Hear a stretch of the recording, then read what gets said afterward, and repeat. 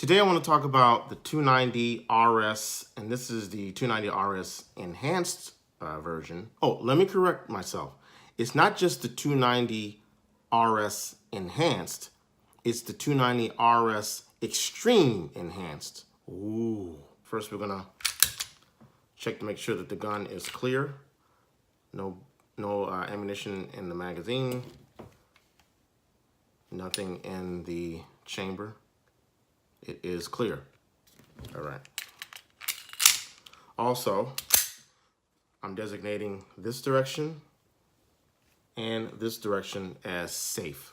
So, I don't know, about a year ago, I was at my local gun range / gun shop, and I guess the owner was kind of busting everybody's balls working there that sales were a little bit down. And so I happened to be there, and I remember one of the salesmen, he's the manager of the store. He's like, "Oh, okay, he wants sales to go up. Watch this." And this was in the used case. I think it had a price tag of $325 on it. And the manager turned to me and said, "Mike, you want that gun for $250? It's yours." And I was like, "Okay." It's a SIG, and he's giving me an incredible discount. It looked brand new, so I had to jump on it. I loved the way it looked. I loved the panels. I love this design. And I think this is the only reason, the paneling is the only reason that it's called the enhanced. I looked online, I couldn't find anything else that would denote why it is called the enhanced 290 RS. But yeah, it's just such a solid, it felt like a solid gun. It feels solid in your hands. It's a polymer frame. I'm gonna call it a copper finished steel slide. And it's just, I mean, literally just so solid. It's small, easy to conceal, but it just feels sturdy and seriously heavy duty. And that's why I bought it. Now, it is a double action only handgun. So when I took it to the range and tried to fire it, what I noticed was, okay, so this is a safe direction. When I was trying to fire this thing, it's like you had to pull the trigger all the way back to damn near the rear of the trigger well, and then to get that reset right there. And I pull my finger out, and it's pretty much at the first position. If you can see that, yeah, at the first position. So in other words, it takes a lot of pressure to bring it back, and to reset it, you're going into first position. Now, I understand it's a double action only. I have a double action, single action 229, and then I have a Smith & Wesson revolver that I shoot sometimes on double action. But I just felt like, wow, this trigger, I don't know, man. And I let some other people fire this firearm, people who are more experienced than I am. They were the same way. They're like, I don't know if I like that trigger. I did some Googling, and I came across this site called GH&G, gunholstersandgear.com, and they do a review of the 290. And the gentleman who wrote the article, he basically expressed what I felt initially. He says that my only complaint about shooting the gun is the DAO trigger. There is no problem with the trigger or its functioning. It works fine. He says he would prefer to have the DAK, double action Kellerman trigger. I'm not familiar with that trigger, but I'm going to ask about it next time I go to the gun shop. He says the SIG DAO triggers tend to be smooth but long, and I think that summarizes it perfectly. So I went around bad-mouthing this gun, telling people that the only reason I kept this gun and didn't trade it back is just because it looks so damn nice. I love it has the extended mag, which gives you a lot more purchase for your grip and for your pinky. So that was the reason I didn't shoot this gun that often. To me, this was just a gun that was going to stay in my safe, and I would pull it out, or just go to the gun range and show it off to people. Maybe shoot 2 or 3 shots just to make sure it functions properly. I had a 238 as well, which I kept that in my car just for whatever reason, my everyday auto carrier, let's say. and which is chambered in 380, the 238. So I decided that I don't really need the 380 in the car. I don't know. I don't know. I just don't see 380. I wanted to step up to a 9mm, and so I traded the 238 in for whatever I got. It's still sitting in the at the gun store, which I don't know. I don't know if that means anything, but yeah, it's still sitting there. And I decided, you know what? I'm not using this. This gun doesn't ever see the light of day. So let me use this in the car. Let me put this in the car. So I had an old when I first started, I bought this Uncle Mike's, which I quickly determined was not a very good holster for pocket carry. But for my purposes in the car, it covers the trigger. So I carry this. I keep it stowed in the car, between the seat, and it's fine. But my mentality was, well, wait a minute. If I don't like shooting this gun, why am I using it for carry whatsoever? So I started shooting a little bit more, and I was very slow and deliberate when I was shooting this. As I was getting more and more accustomed to, I was working on my marksmanship. I was always pulling a slow, steady squeeze, and that break just takes forever. So last night I'm at the range and I was like, you know what, screw it. I'm just gonna shoot this. I'm gonna shoot it like I shoot any of my other firearms, like my 229. I feel like I've improved vastly shooting that. I feel my marksmanship has improved. I'm not bragging by any stretch of the imagination, but from where I started, I feel like I've made vast improvement. And so I wanted to start working with this firearm, starting to get the feel of the double action. So rather than squeezing slowly and deliberately, like I'm still training, which we're always training, but you know what I mean. Like I wouldn't call myself a basic shooter at this point. So rather than doing that, I just started, drawing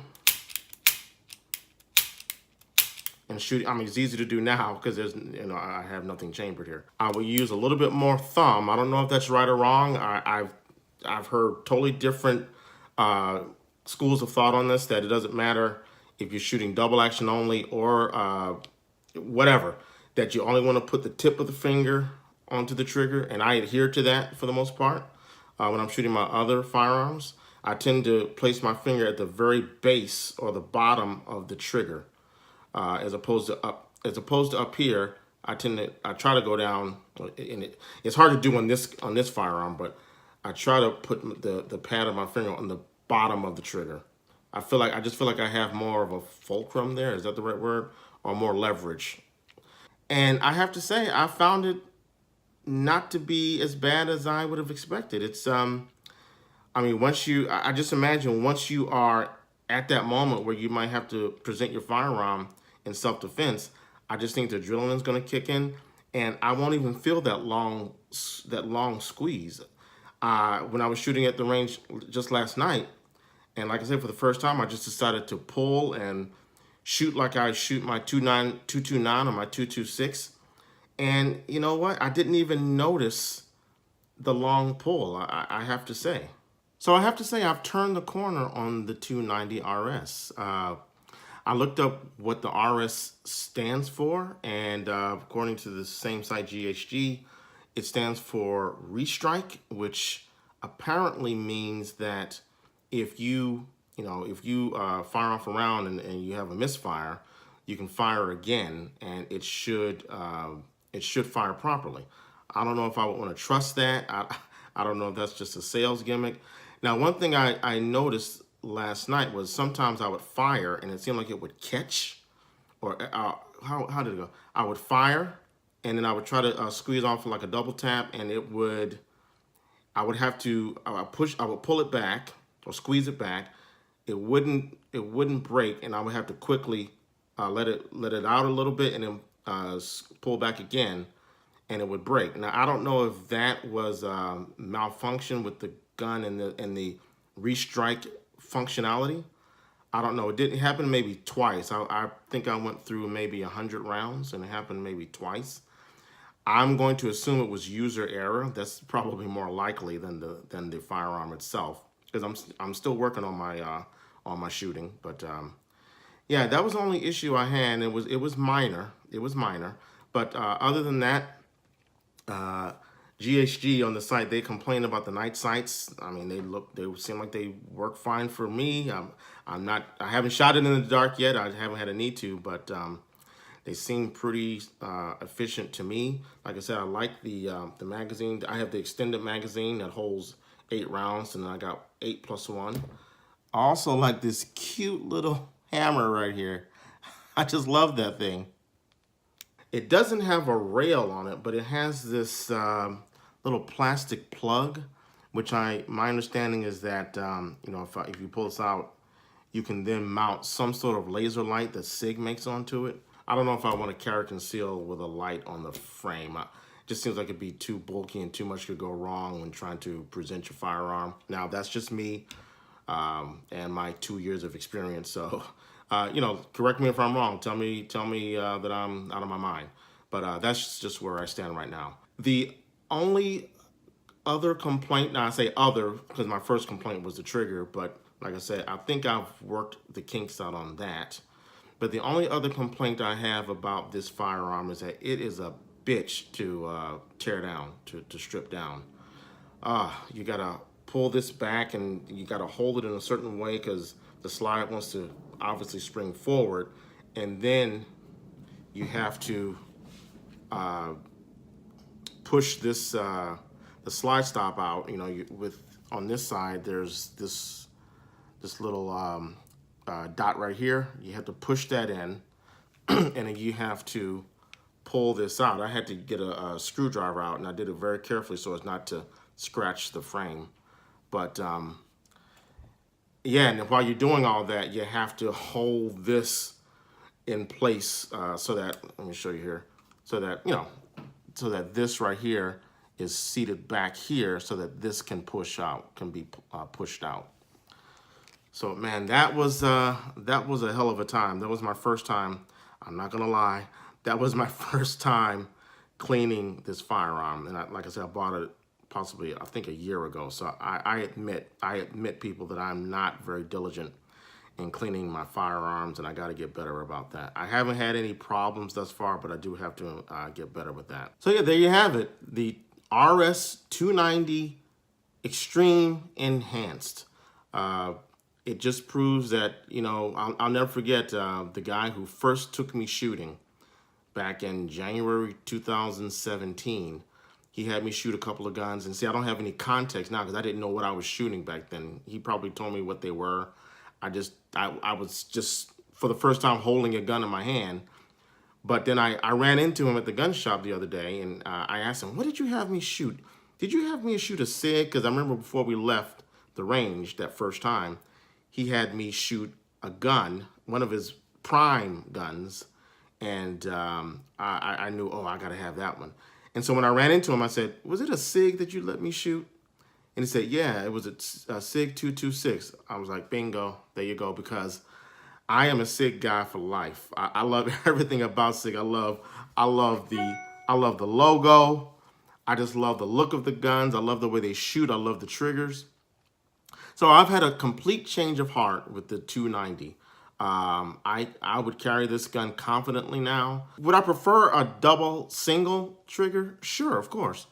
But this gun, I mean, all the other things I'm getting for it, just how dope it looks. I love the copper finish. I love how not heavy, but I love how solid it feels.